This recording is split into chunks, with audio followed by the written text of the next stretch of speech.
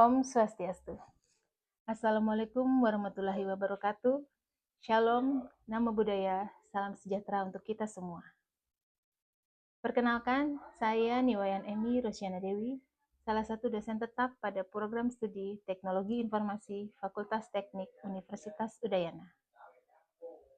Video ini merupakan bagian dari pernyataan diri dosen dalam unjuk kerja Tridharma Perguruan Tinggi atau yang dikenal dengan PDD UKT-PT, khususnya pada bidang pengajaran, yang disusun dalam rangka memenuhi persyaratan sertifikasi dosen tahun 2025.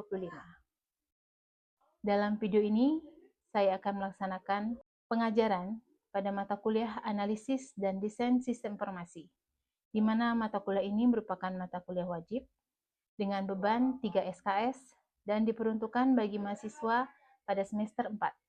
Topik pada mata kuliah ini sangat penting karena menjadi dasar bagi mahasiswa dalam memahami mekanisme siklus hidup pengembangan suatu sistem informasi yang berbasis komputer, khususnya bagaimana melakukan analisis desain pada pengembangan suatu proyek sistem informasi manajemen yang akan berguna baik dalam studi lanjut maupun dalam praktik profesional di bidang teknologi informasi. Adapun capaian pembelajaran mata kuliah Analisis Desain Sistem Informasi ini terdiri dari 3 CPMK. Yang pertama adalah mampu mendesain, mengimplementasi, dan mengevaluasi solusi sistem informasi manajemen yang memenuhi kebutuhan masyarakat. CPMK yang kedua yaitu mampu melakukan fungsi anggota atau pemimpin tim secara efektif dalam kegiatan yang sesuai dengan disiplin ilmu program studi teknologi informasi. Dan CPMK yang ketiga, yaitu mampu mengidentifikasi dan menganalisis kebutuhan-kebutuhan pengguna dan mempertimbangkannya dalam memilih, membuat, mengintegrasi, mengevaluasi, dan mengadministrasi suatu sistem informasi manajemen. Adapun beberapa bahan kajian yang dibahas dalam mata kuliah ini, yang pertama adalah konsep dasar sistem informasi yang berupa gambaran umum pengembangan sistem informasi, dan yang kedua adalah contoh-contoh topik proyek sistem informasi manajemen. Yang ketiga adalah model organisasi dan dampaknya terhadap sistem informasi. Kemudian yang keempat adalah standar operating procedure atau SOP dan job description pada sebuah organisasi. Yang kelima, produk dan proses sistem informasi. Yang keenam, siklus hidup pengembangan sistem. Yang ketujuh, pendekatan dan metodologi pengembangan sistem. Yang kedelapan, perencanaan proyek SIM, matriks dan scheduling. Yang kesembilan, rekayasa sistem dan desain sistem. Yang kesepuluh, konsep dan prinsip desain sistem, model, dan dokumentasi. Yang kesebelas, perangkat atau tools dalam pengembangan sistem. Adapun bobot penilaian dalam mata kuliah ini terdiri dari 2 proses, yaitu proses belajar dan bobot hasil belajar. Proses belajar terdiri dari tugas dan nilai harian, di mana tugas ini bobotnya sebesar 40%, nilai harian bobotnya sebesar 20%. Sedangkan untuk hasil belajar terdiri dari UTS atau ujian tengah semester dan UAS yang masing-masing bobotnya adalah 20%. Pada proses pembelajaran dilaksanakan secara tatap muka di kelas dengan menerapkan metode DIA, yaitu Delivery, Interaction, dan Assessment. Jadi melalui pendekatan ini, saya mendorong keterlibatan aktif mahasiswa dalam memahami konsep, menerapkannya dalam studi, serta menunjukkannya dalam pemahaman mereka melalui evaluasi yang terstruktur. Jadi berikut adalah dokumentasi saya dalam melaksanakan proses pembelajaran tersebut. Oke, selamat siang adik-adik. Oke, sekarang kita ketemu lagi di mata kuliah Analisis dan Desain Sistem Informasi. Jadi pada pertemuan kali ini kita melanjutkan materi. Materinya mengenai siklus hidup pengembangan sistem. Namun sebelum mulai materi, kita melakukan doa dulu. Kita berdoa semoga materi yang disampaikan dapat ditangkap dan berguna bagi kita. Oke, Mari kita berdoa sesuai dengan keyakinan agama masing-masing. Berdoa, silakan. Oke. Sebelum itu saya akan melakukan pengabsenan dulu. Jadi saya akan memanggil nama. Silakan angkat tangan kalau yang hadir ya. Made Rai Adia Krishna, Glenaro Yeriko Resi. Oke, hadir semua ya. Satu orang yang absen. Oke, setelah melakukan pengabsenan, saya akan mulai materi, di mana kita akan memulai dari pengertian dari siklus hidup pengembangan sistem. Jadi, siklus hidup pengembangan sistem atau yang biasa dikenal dengan SDLC, System Development Life Cycle, ini merupakan tahapan-tahapan dari sebuah atau dari tugas-tugas yang harus dilakukan dalam sebuah proses pengembangan sistem. Jadi SDLC ini digunakan untuk membangun suatu sistem informasi supaya sistem ini berjalan sesuai dengan apa yang kita harapkan atau diharapkan oleh pengembang. Jadi kegiatan pengembangan sistem bisa diartikan untuk membangun sistem yang baru ataupun menggantikan atau memperbaiki sistem yang sudah berjalan.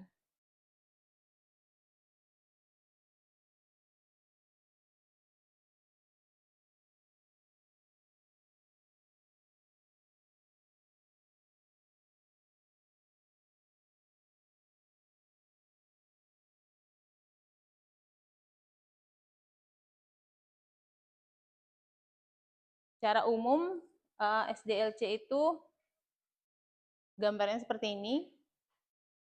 Jadi di requirement ini tadi masuk ke studi kelayakan dan analisis sistem. Kemudian ke desain, kemudian ke development, yaitu pengembangan sistem, pengkodean ataupun pembuatan aplikasi, pemrograman, kemudian ke testing, kemudian ke deployment. Jadi tadi tahapannya adalah operation dan tahapan yang tadi adalah konversi dan instalasi, kemudian ke maintenance yaitu berupa operation.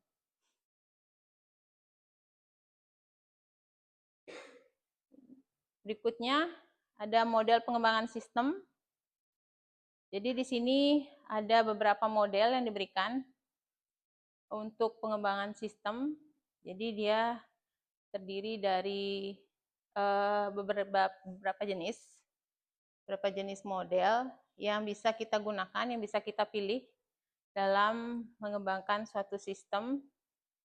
Tentu kalian sudah sering dengar. Dan berikut adalah beberapa jenis modelnya. Pertama adalah waterfall. Dia sering disebut juga sebagai model sekuensial, yaitu model yang berurut. Dan model ini merupakan yang paling tua dan paling sederhana, cocok untuk pengembangan perangkat lunak yang tidak berubah-ubah dan menyediakan pendekatan secara sekuensial atau terurut, dimulai dari analisis sampai ke tahap pengujian dan implementasi nanti. Ada yang tahu kenapa dia disebut waterfall?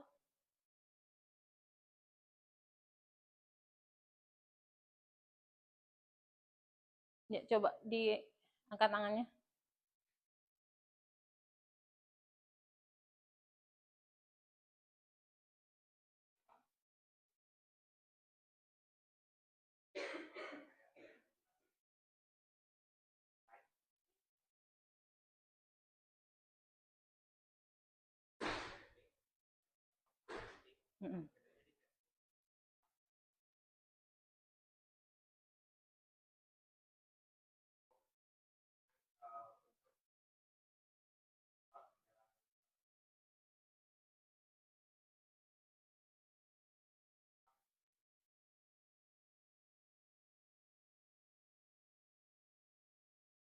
Ya, kenapa disebut waterfall? Karena dia pengerjaannya terurut. Dia seperti air terjun.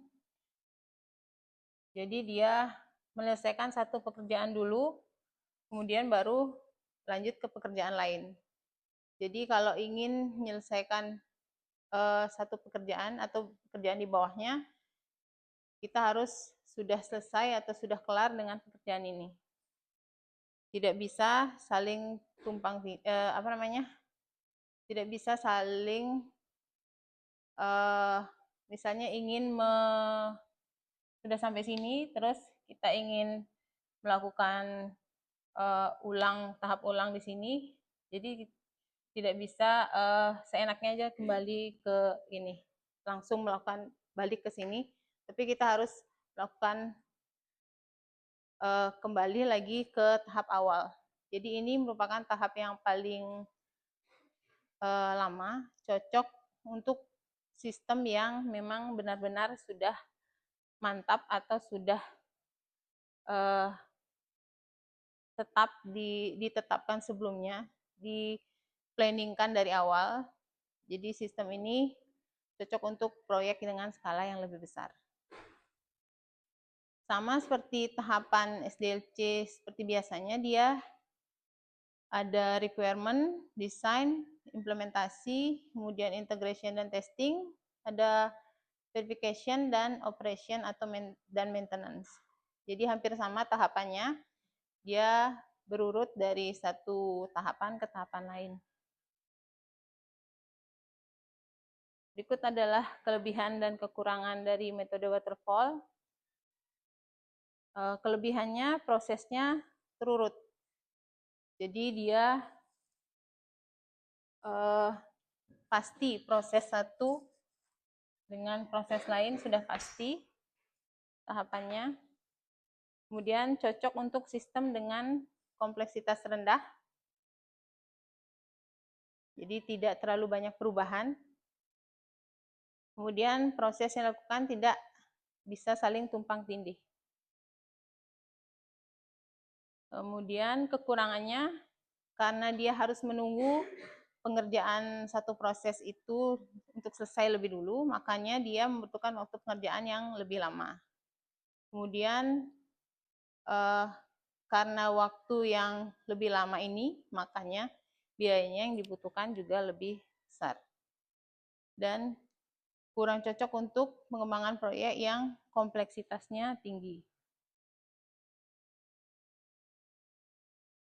Nah, selanjutnya ada model V. Kenapa disebut model V? Ada yang tahu? Jadi ini merupakan pengembangan dari model waterfall. Dia menekankan pada pengujian di setiap tahapan. Jadi bentuknya seperti ini. Ada gambarnya. Jadi dia bentuknya seperti V. Ada tahap verifikasi, ada validasi. Jadi setiap tahapan, tahap requirement ini harus divalidasi dulu. Begitu pula dengan user acceptance, divalidasi dulu. Makanya disebut dengan model V. Jadi setiap tahapan ada verifikasi dan validasinya.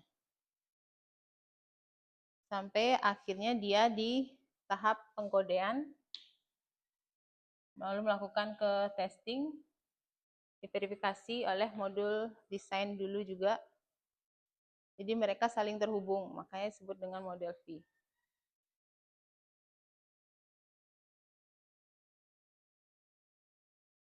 Apa itu kelebihan model V? Yaitu kualitas sistemnya bisa lebih terjamin karena dia berfokus pada pengujian. Jadi karena setiap tahap ada validasi dan verifikasi, maka dia kualitas sistemnya itu lebih terjamin. Kemudian dia cocok untuk proyek yang bersifat kritikal, misalnya untuk proyek medis dan militer.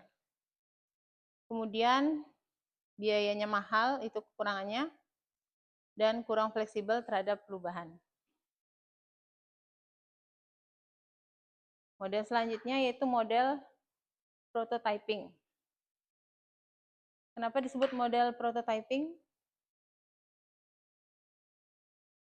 Jadi di sini dia melakukan sebuah prototype dulu dalam pembangunan modelnya. Dia menyediakan semacam prototype atau semacam sistem awal, jadi digunakan untuk biar bisa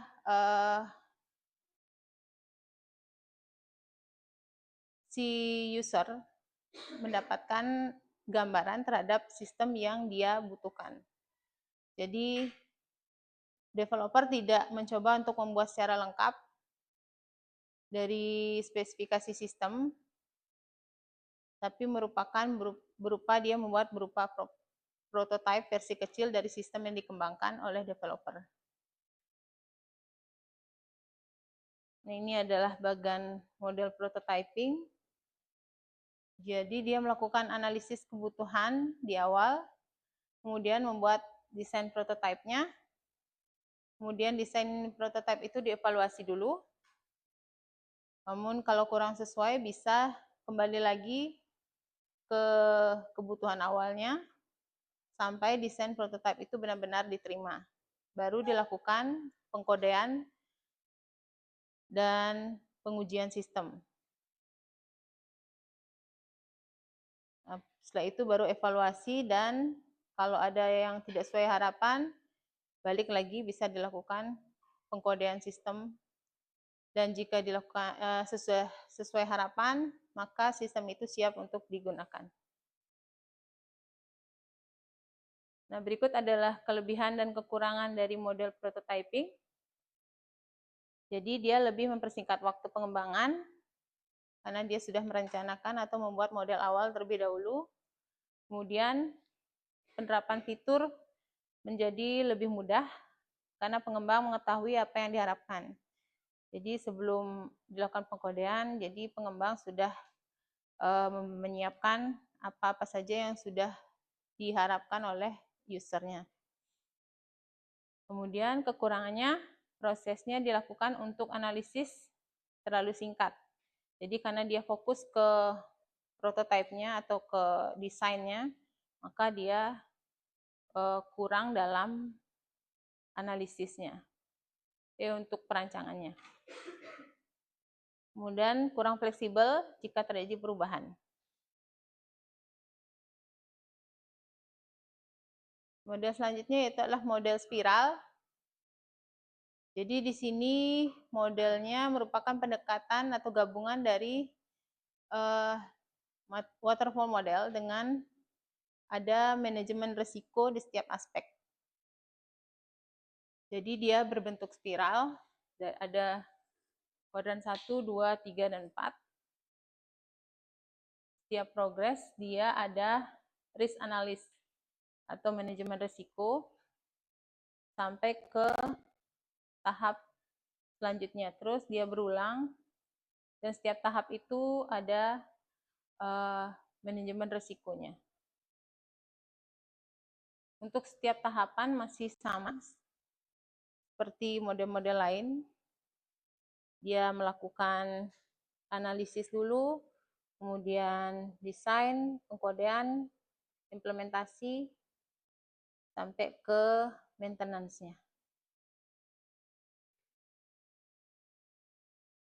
Ini adalah beberapa kelebihan dan kekurangan dari model spiral. Yaitu dia pembangunan, kelebihannya pembangunan dan perubahan perangkat lunak diselesaikan secara sistematis. Kemudian mudah dalam estimasi biaya, karena ada proses pembuatan prototipenya, kemudian ada analisis risikonya juga setiap tahapan. Kemudian manajemen dan analisis risiko lebih cepat dan mudah.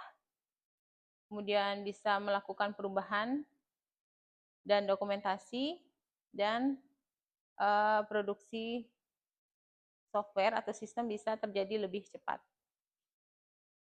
Adapun kekurangannya, sulit untuk diimplementasikan dalam proyek kecil dan memakan waktu lama karena dia ada analisis risikonya. Kemudian membutuhkan best practice atau pengalaman dari orang-orang sebelumnya karena kompleksitas prosesnya. Kemudian Risiko dalam tahap planning cukup besar. Selanjutnya adalah model RAD atau Rapid Application Development. Jadi sesuai dengan namanya, dia bersifat cepat. Jadi pendekatan yang menggunakan prototype, kemudian pemodelan visual dan pengembangan yang cepat. Jadi dia melakukan perencanaan kebutuhan, kemudian dalam desain sistem dia juga melakukan prototyping, melakukan pengetesan, implementasi di sini secara cepat, terus dikembangkan dan diimplementasikan atau deploy ke tempat dia melakukan pengembangan sistemnya. Kemudian ini adalah kelebihan dan kekurangan moderat. Dia bisa menggunakan kembali komponen yang sudah ada. Kemudian integrasi prosesnya lebih cepat dan efektif. Jadi dia disesuaikan juga dengan kebutuhan, dengan keinginan user juga lebih mudah, dan memperkecil kemungkinan kesalahan atau error. Kekurangan yang ada di moderat ini, dia memerlukan kolaborasi tim yang kuat dan memerlukan komitmen yang kuat dalam pengembangan.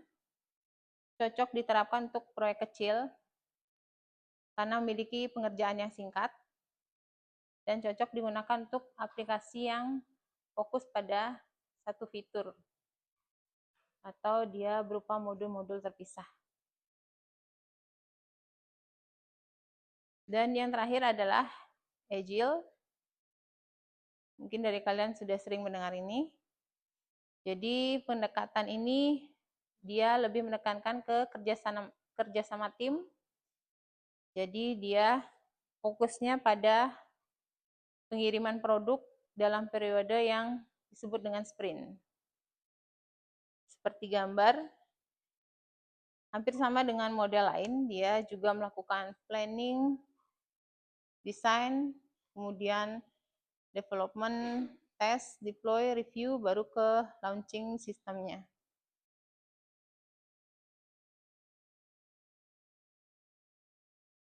Adapun kelebihan kekurangan Agile, dia bisa melakukan perubahan dengan cepat, dan perubahan ini bisa cepat ditangani karena dia ada kerjasama tim yang cepat. Jadi timnya ini harus saling bekerjasama dengan pengguna sehingga ada perubahan bisa cepat ditangani. Kemudian ada proses pengembangan perangkat lunak, membutuhkan waktu yang cepat dan tidak memerlukan sumber daya yang besar. Kemudian klien dapat memberikan feedback kepada pengembang dalam proses pembuatan program. Jadi selama proses pembuatan program ini, kalau ada keinginan atau perubahan dari klien, bisa segera dilakukan dari developer sehingga bisa dilakukan perubahan secepatnya. Itu di model Agile. Kekurangannya, model ini kurang sesuai dengan tim yang besar, lebih dari 20 orang. Karena untuk melakukan perubahan secara cepat itu kurang efektif untuk memanfaatkan orang atau tim yang besar. Jadi dilakukan oleh biasanya tim yang skalanya kecil. Dan di sini tim pengembang harus selalu siap karena perubahan itu bisa terjadi kapan saja. Jadi tim di sini dituntut untuk bisa selalu melakukan atau siap dipanggil kapan saja kalau ada permintaan dari klien. Kemudian metode ini kurang cocok untuk tim yang berkomitmen menyelesaikan proyek secara bersama-sama. Itu adalah beberapa jenis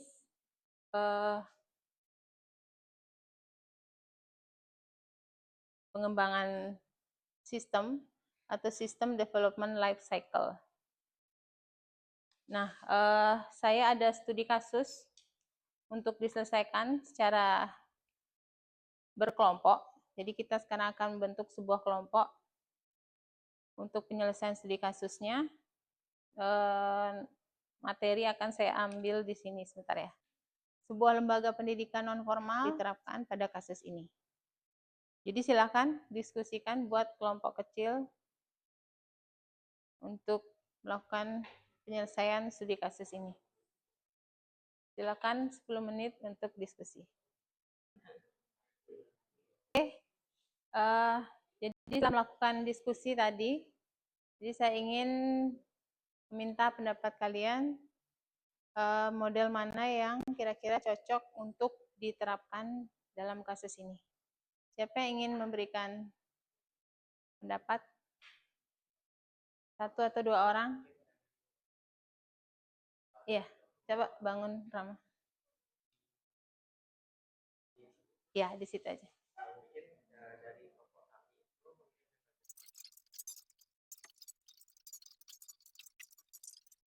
Oke. Jadi dari kelompok ini memilih model agile untuk penyelesaian kasus ini. Kelompok lain bagaimana? Ya, silakan.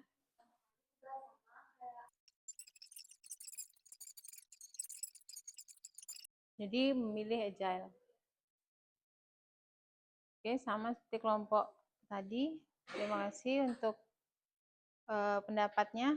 Ada kelompok lain yang ingin memberikan pendapat? Sama ya, agile juga ya. Oke, jadi memang model agile ini model yang paling tepat untuk diterapkan dalam studi kasus ini, melihat bahwa dia atau perusahaan ini ingin melakukan perubahan ide dan desain dengan seiring perkembangan proyek yang mereka kerjakan. Jadi mereka lebih menekankan pada perubahan di tengah jalan, karena mereka ingin melihat sistemnya berjalan dulu, maka mereka ingin melakukan atau membuat sebuah perubahan di seiring berkembangnya proyek yang mereka kerjakan. Jadi kesimpulannya memang model agile di sini sangat tepat diterapkan di sini, melihat dari studi kasusnya yang bisa melakukan perubahan sewaktu-waktu seiring dengan perkembangan proyek yang ada. Oke, jadi dengan berakhirnya sesi diskusi tadi, maka berakhir pula untuk materi kita pada kesempatan kali ini. Semoga bisa memberikan manfaat dan gambaran lengkap untuk pemilihan model dalam pengembangan sistem ke depannya. Jadi sekian untuk pertemuan kali ini. Terima kasih untuk perhatiannya. Selamat siang, sampai ketemu di lain kesempatan.